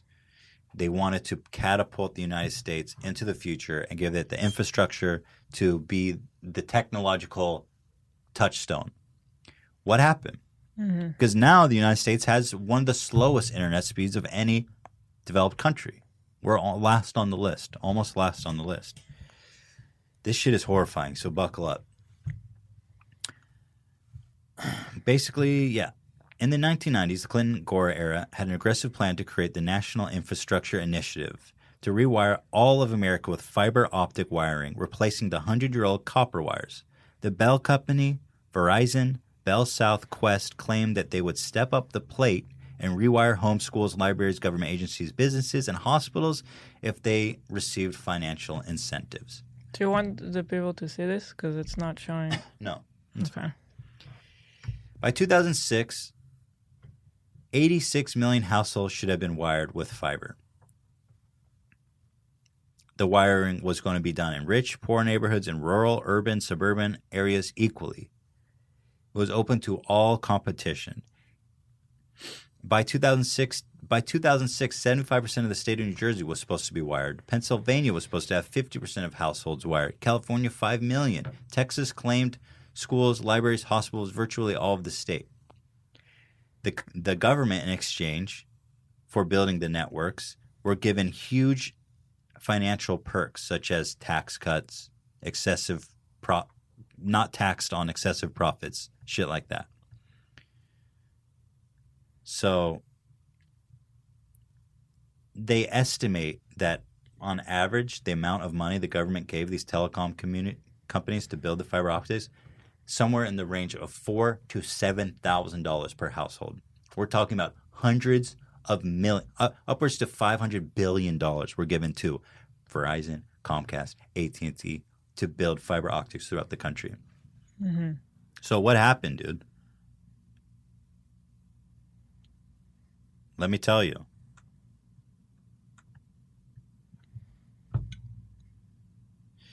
Basically, what happened is that they all promised the world, and none of them did it.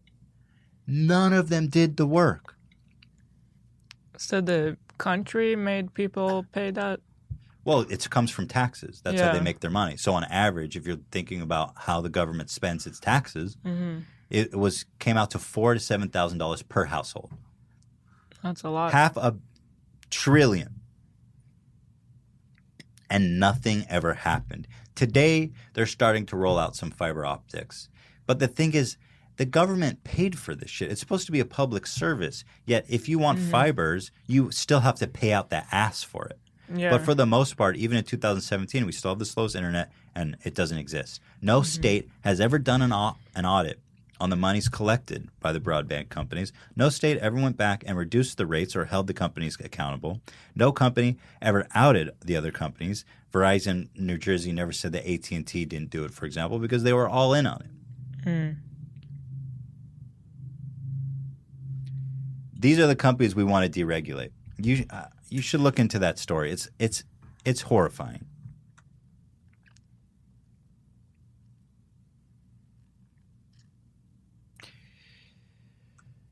So it's seriously one of the biggest scandals in American history. And I love that vision of America as like the technical center of the world. Technological. We were going to be number one before anyone else was installing fiber optics. We gave them $500 billion. And they all said, thanks, smell you later, dum-dum.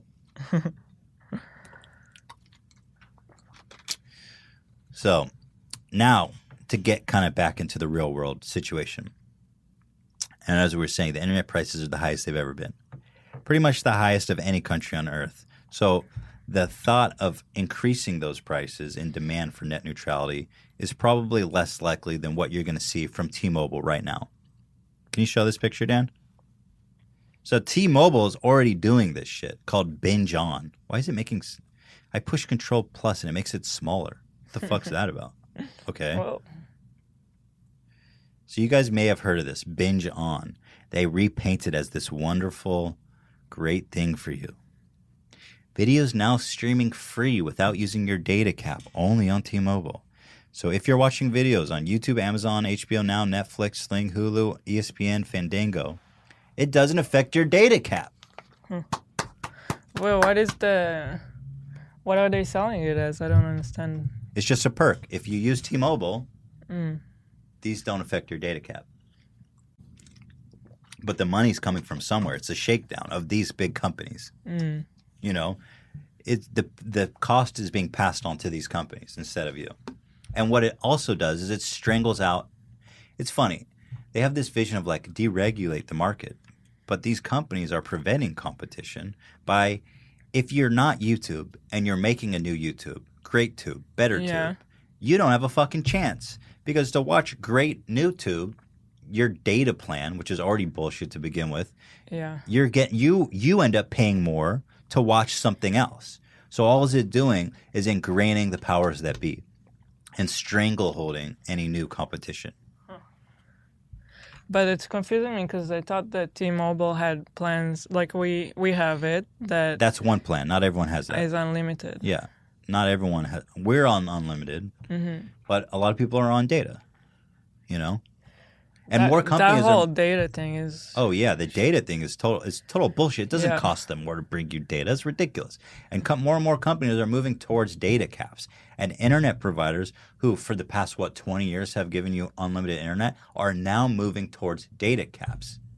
And that's how this net neutrality thing is going to take form, through data caps, where it's like YouTube gets an exception. So just watch YouTube. Don't think or watch or look at. Steam gets an exception. So don't try this other gaming service that's coming up and better. And then it gives YouTube and Steam the power to monopolize and fuck you over. Yeah. It's just these old crony businesses in bed together, entrenching the powers that be and making it impossible for new competitors to come up. It's Pretty horrifying. And the worst part is they disguise it as this wonderful thing. Binge on, brother. Binge on, brother.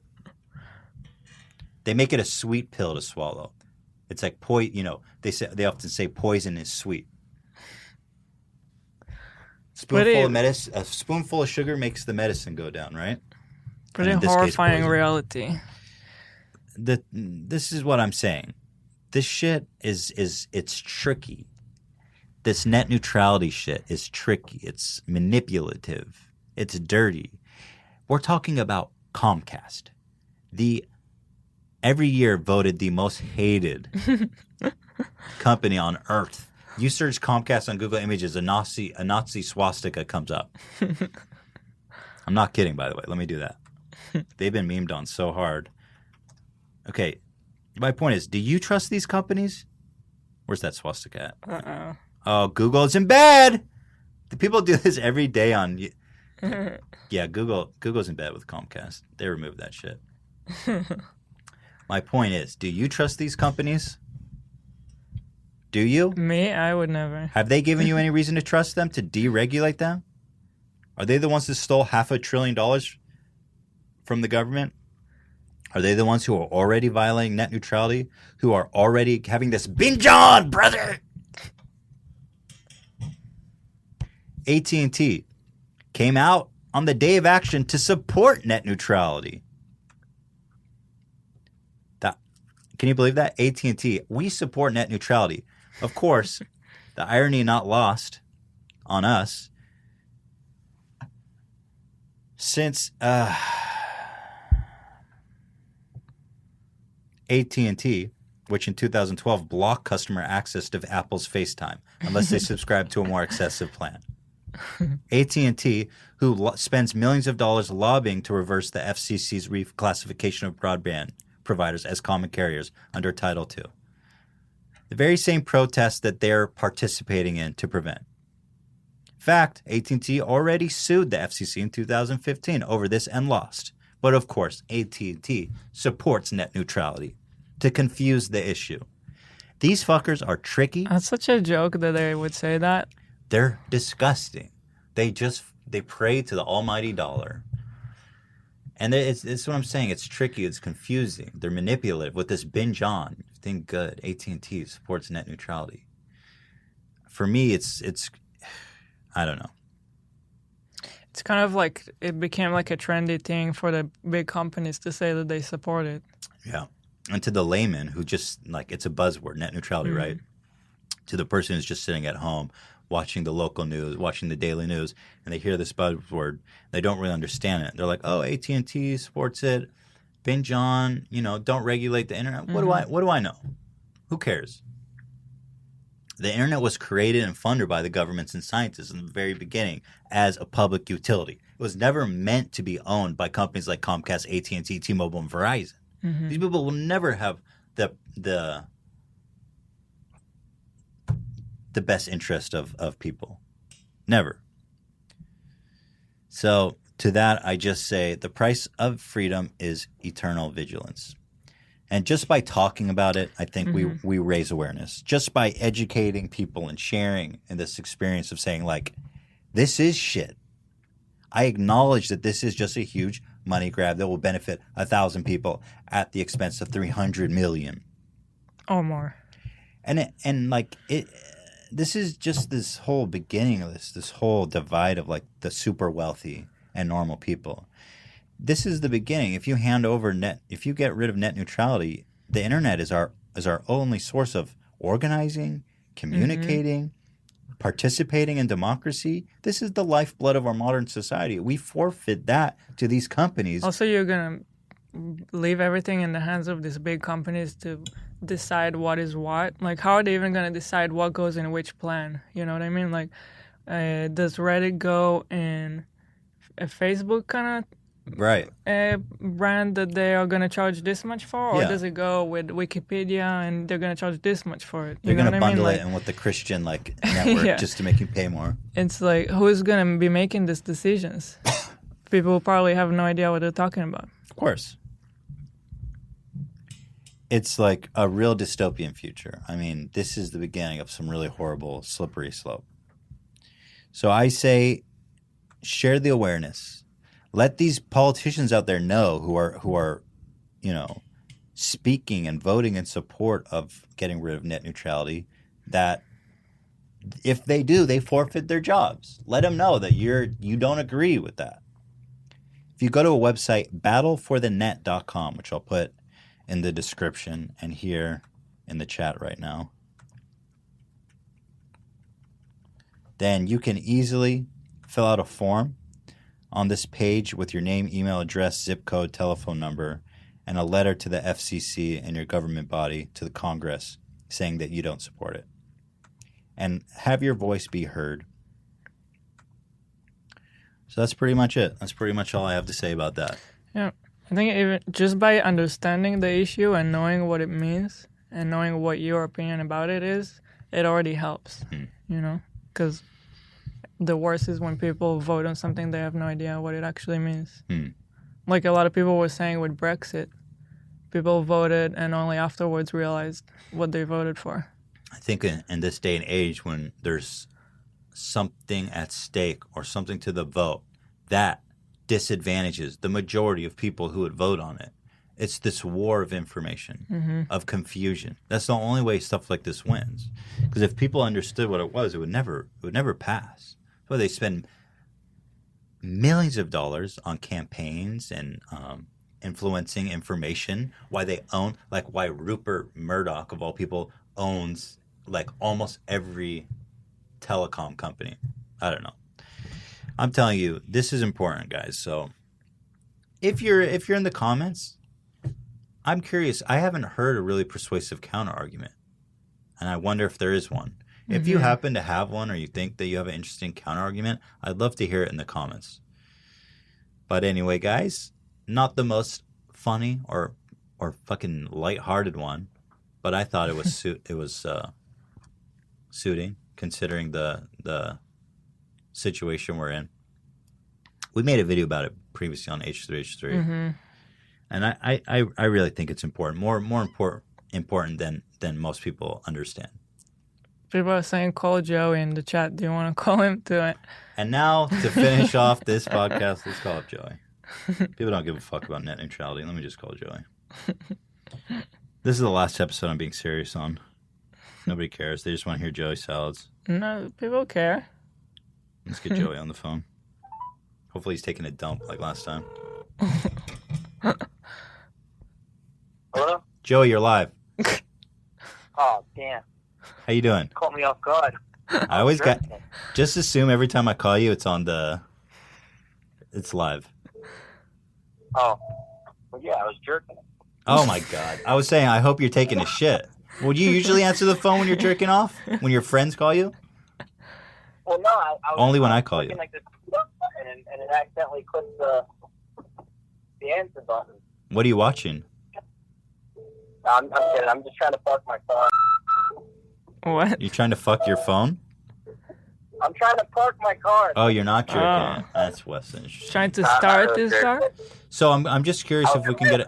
I'm just curious if there's any SoFlo updates. He shared another video.